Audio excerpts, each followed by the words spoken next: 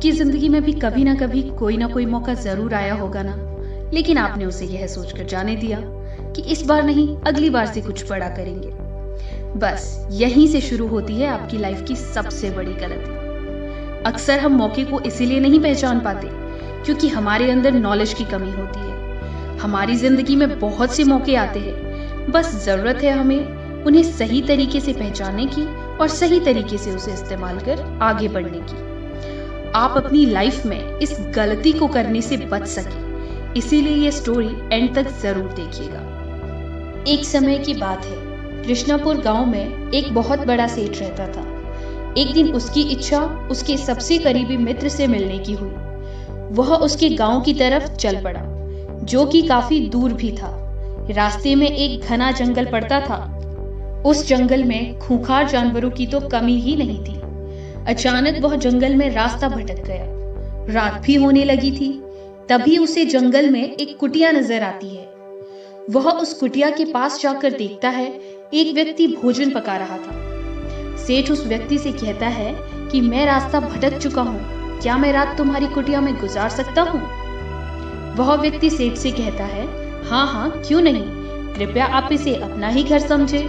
वह सेठ की खूब खातिरदारी करता है।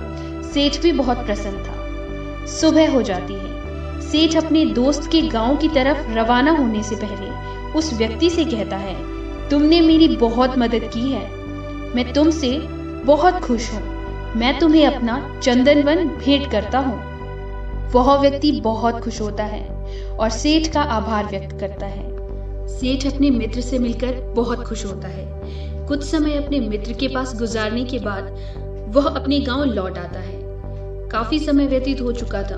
एक दिन अचानक उसे उस व्यक्ति का हाल जानने का मन होता है जिसे उसने चंदन वन भेंट स्वरूप प्रदान किया था। सेठ उस व्यक्ति के पास जाता है और देखता है वह अभी भी कुटिया में ही रह रहा था। उसका जीवन स्तर अभी भी वैसा ही था जैसे पहले। सेठ ने उससे कहा कि मैंने तुम्हें जो चंदन वन भेंट किया था, तुमने उसका क्या किया?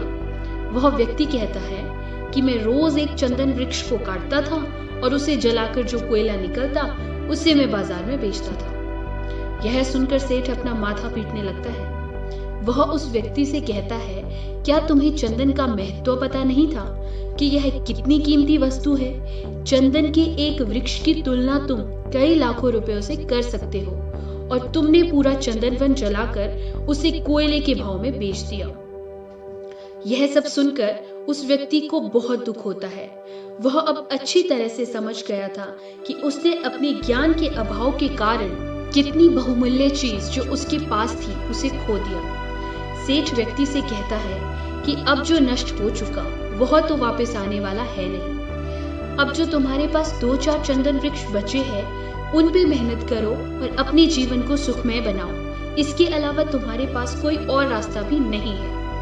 जी हाँ दोस्तों, इस कहानी से हम यह सीखते हैं कि हम भी अपने जीवन में ज्ञान के अभाव के कारण हाथ आए हुए मौके को खो देते हैं और फिर बाद में हम बहुत पछताते हैं कि काश हमने उस मौके को हाथ से ना गवाया होता तो आज हम अपने जीवन में एक कामयाब इंसान होते। आपकी लाइफ में चाहे कितना भी बड़ा गोल क्यों ना हो, आपको जिंदगी में आई अपॉर्चुनिटीज को कभी मिस नहीं करना चाहिए। ये अपॉर्चुनिटीज ही आपको आपकी गोल तक पहुंचाने में मदद करती है। तो फ्रेंड्स, आपकी जिंदगी में अब कोई भी मौका आए तो उसे तुरंत जकड़ लीजिए और उस पर काम करना शुरू कीजिए। अगर आपको लगता है कि आपके पास उससे रिलेटेड कोई नॉलेज नहीं है तो आप उसके बारे में रिसर्च कीजिए, उसके बारे में जानने की कोशिश कीजिए, पर मौके को हाथ से मत जाने दीजिए, क्योंकि एक बार मौका हाथ से चला गया तो वह जिंदगी में दोबारा कभी वापस नहीं आता। फ्रेंड्स, अगर आपको मेरी स्टोरी अच्छी लगी तो चैनल को लाइक, शेयर एंड सब्सक्राइब जरूर कीजिए। मिलते हैं एक और नई वीडियो के साथ। तब तक के लिए अपना ध्यान रखिए, स्वस्थ रहिए, खुश रहिए।